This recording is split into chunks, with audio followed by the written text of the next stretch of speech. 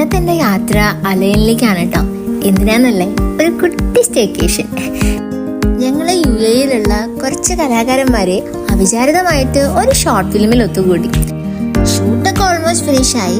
ഇനി അല്ലറ ചില്ലറ കുറച്ച് ഡബിങ് അങ്ങനത്തെ കുറച്ച് പരിപാടികൾ മാത്രമേ ഉള്ളൂ. അന്ന് പിന്നെ ഒരു വലിയൊരു പാക്കപ്പ് പറയുന്നതിന് മുന്നേ എല്ലാവർക്കും കൂടെ ഒരു സ്റ്റേക്കേഷൻ പ്ലാൻ ആക്കിയാലോ എന്നൊരു ആശയം ഗ്രൂപ്പിൽ വന്നു. ഹൈ, കൊള്ളാലോ.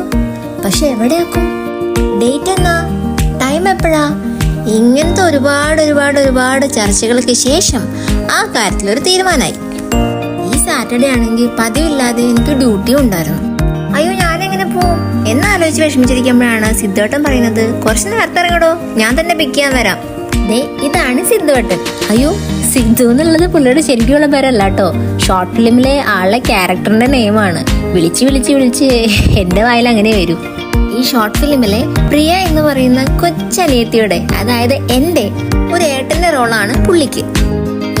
ഇങ്ങനെ പോയ കഥ മൊത്തം ഞാൻ പറയേണ്ടി വരില്ലോ. തൽക്കാലം നമുക്ക് വിഷയം മാറ്റാം.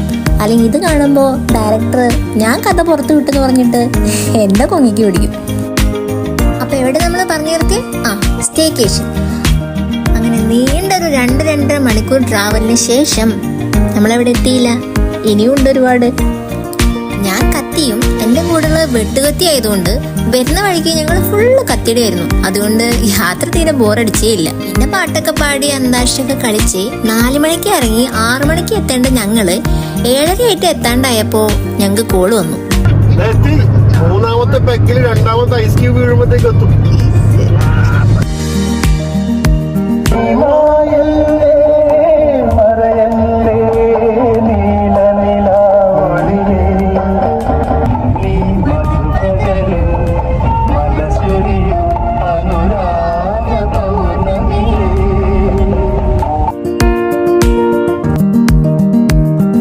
ഇതല്ലേ മറ്റേ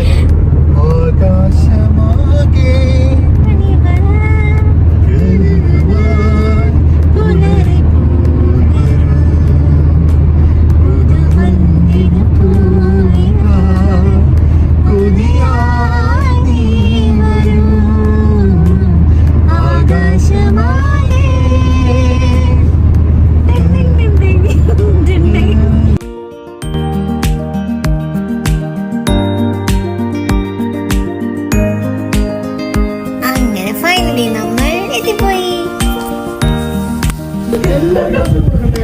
ഞങ്ങളെത്തിയാ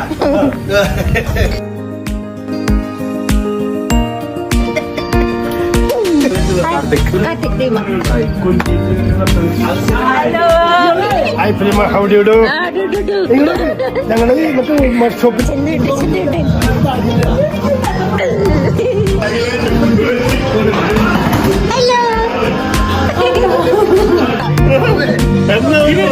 ഇനി നിങ്ങൾ ചായ വെച്ച് ഞാൻ വണ്ടി ഓടിക്കുമ്പോ ഇത് കണ്ടു.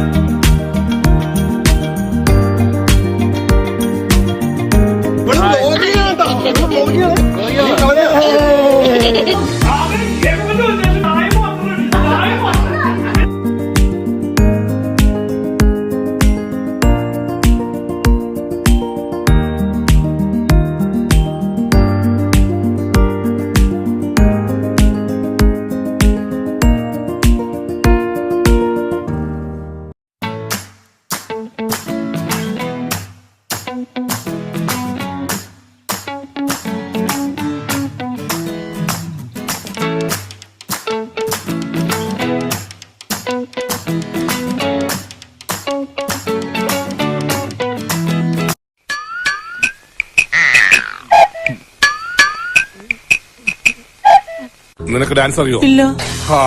ആശ്വാസമായി. ഞാൻ dance master Vikram. My biological name is Michael alias Jackson alias Vikram alias. Dance master Vikram sir. ഞാൻ വളർന്നു വരുന്ന ഒരു യുവപ്രതിഭയല്ലേ. നാളെ ഞാൻ ആരായില്ലെന്ന് ആര് കണ്ടു? ഒരു കലാതിലകമായാലോ? കാവ്യമാധവനെ പോലെയോ മഞ്ജു വാര്യരെ പോലെയോ നവ്യ നായരെ പോലെയോ നാളെ സിനിമയിൽ കയറി വരും. നൃത്തം ഒരു വലിയ മഹാസാഗരമാണ്. ടീച്ചർ അതിൽ മുങ്ങി തപ്പിക്കോളൂ.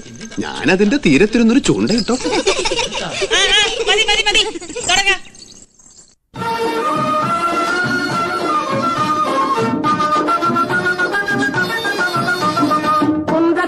കുന്തത്തിലെ കുമരനുക്ക് കൊണ്ടാട്ടം അങ്ങേ കുണ്ടതമോ പെൺകളെല്ലാം കൊണ്ടാട്ടം കൊണ്ടാട്ടം കുന്തത്തിലെ കുമരനുക്ക് കൊണ്ടാട്ടം അങ്ങേ കുണ്ടതമോ പെൺകളെല്ലാം കൊണ്ടാട്ടം കൊണ്ടാട്ടം കുന്തത്തിലെ കുമരനുക്ക് കൊണ്ടാട്ടം.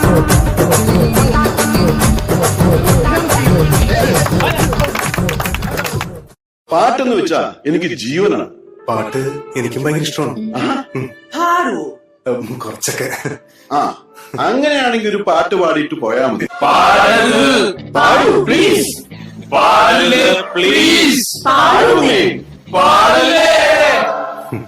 പണത്തിമിരമില്ല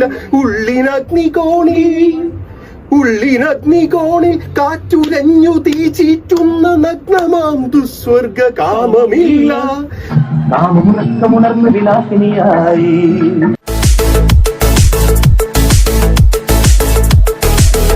അടിത്തമരടിക്കണ കാലമായടി തീയമ്മേ കാറ്റിന്റെ ചാമന്ന് നടി തീയമ്മേ അമരടിക്കണ കാലമായടി തീയമ്മേ കാറ്റിന്റെ ചാമന്ന് നടി തീയമ്മേ അമരടിക്കണ കാലമായടി തീയമ്മേ കാറ്റിന്റെ ചാമന്ന് നടി തീയമ്മേ.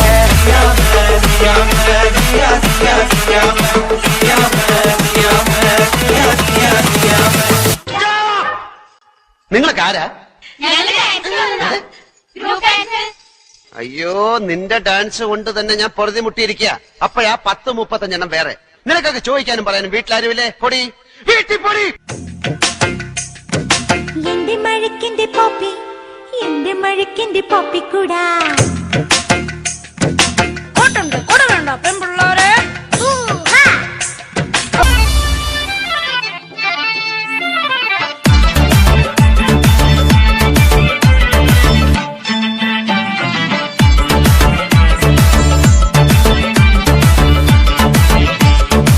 മാലിനിയുടെ തീരങ്ങൾ കഴുകി വരും പനിനീർ കാറ്റേ, ആരോടും പറയരുതി പ്രേമത്തിൻ ജീവരഹസ്യം. 1 2 3 4 ചുരുക്കിന് മുക്കാമുഴം പോട്ടെ മരി കൊഴുന്ത് കബക്കിന് മാട്ടി പൊടിച്ച് വേസ്താകുമാക്കി റസോ മാറി. അസുഖം കളഞ്ഞല്ലോ. നമുക്കിന്ന് നിർത്താം. രാജമാണിക്കോ, ഈ സംഗീതം വരുന്നത് ഒരു പ്രത്യേക മൂഡിലാണ്. ആ സമയത്ത് ശല്യപ്പെടുത്തരുത്. 1 2 3 4.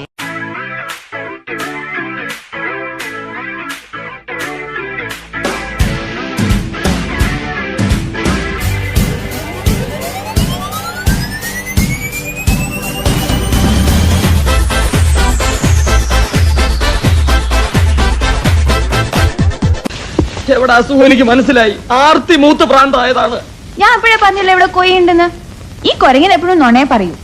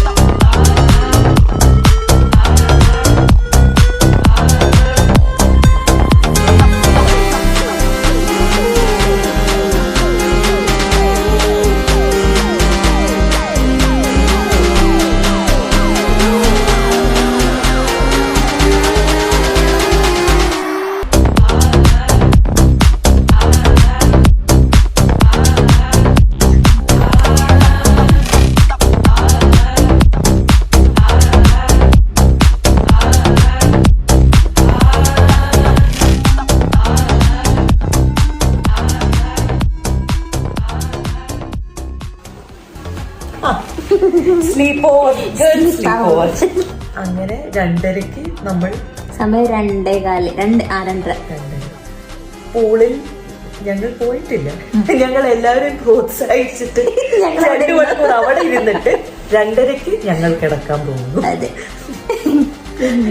Good night.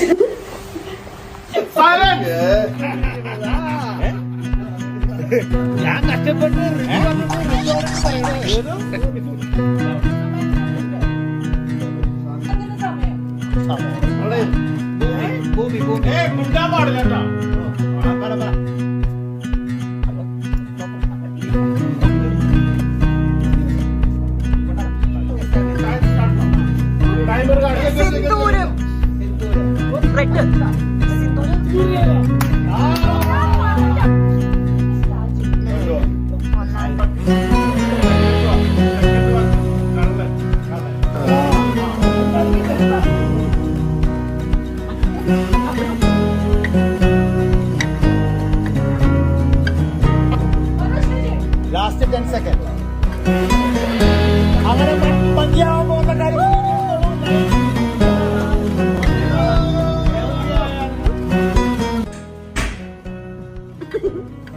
ഞങ്ങൾ ഉറങ്ങിയില്ല. 2 മണിക്കൂർ മുമ്പ് ഞങ്ങൾ ഗുഡ് നൈറ്റ് പറഞ്ഞിട്ട് കിടക്കാൻ പോയത്. നിങ്ങൾ വിചാരിച്ചു ഞങ്ങൾ ഉറങ്ങിയിട്ടില്ല. പക്ഷേ ഇല്ല. കളിക്കാൻ പോയി. Just 2 hours. നമ്മുടെ ഗുഡ് നൈറ്റ് പറയാൻ 2ാമത്തെ പരിശ്രമമാണ്. അപ്പൊ good night and good night.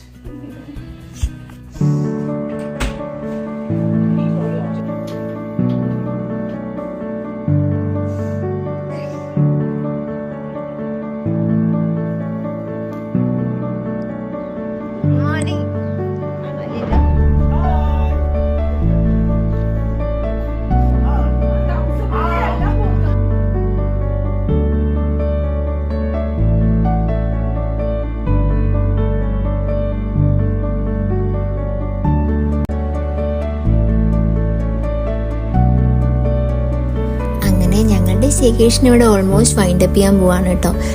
ഒരുപാട് ചിരിച്ചും വർത്താനം പറഞ്ഞും പരസ്പരം അങ്ങോട്ടും ഇങ്ങോട്ടും പാരവച്ചും കളിയാക്കിയും എന്നെ സംബന്ധിച്ചിടത്തോളം ശരിക്കും ഇതൊരു പുതിയൊരു എക്സ്പീരിയൻസ് ആയിരുന്നു.